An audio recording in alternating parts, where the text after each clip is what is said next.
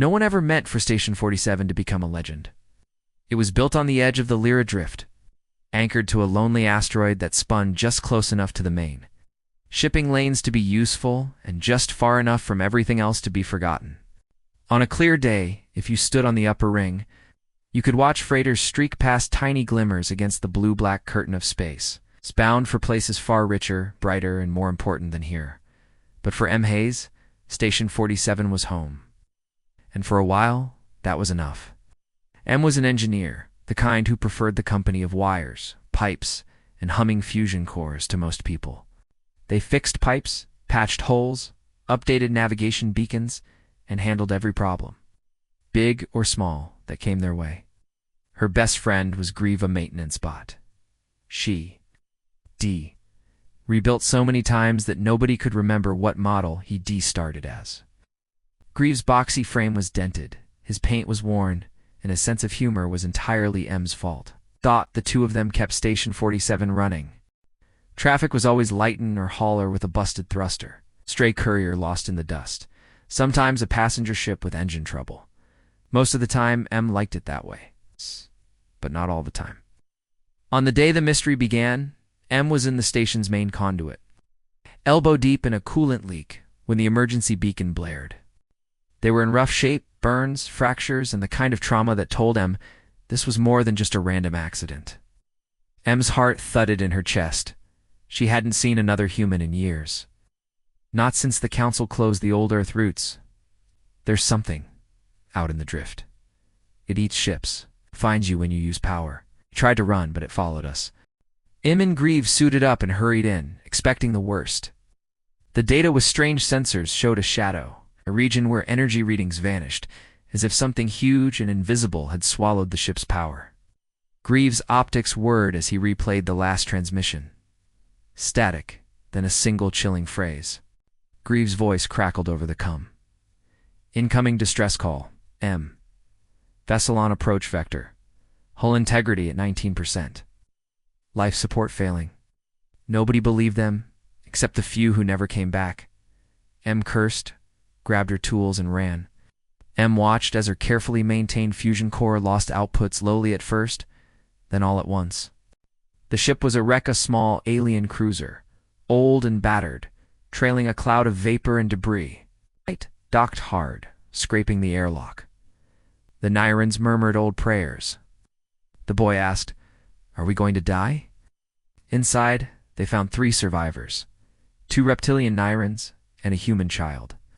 Maybe 12 years old, unconscious, and barely breathing.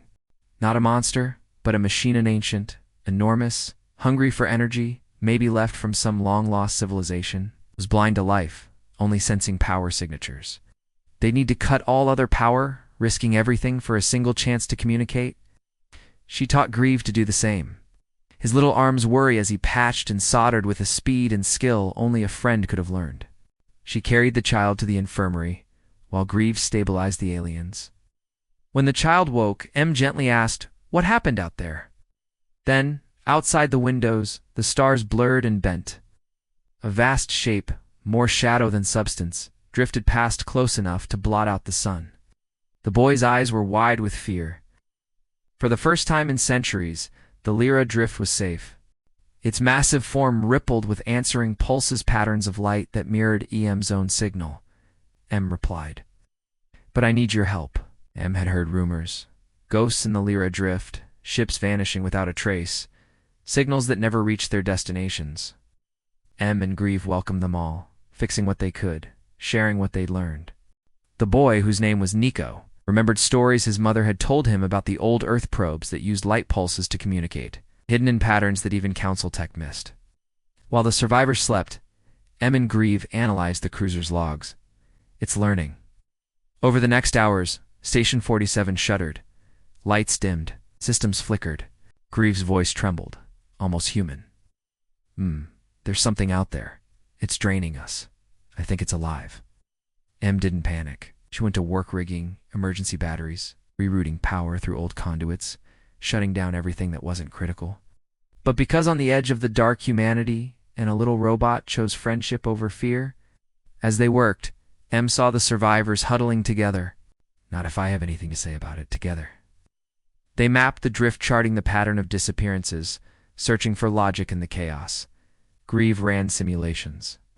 Piece by piece, M realized the truth. Something was alive in the drift.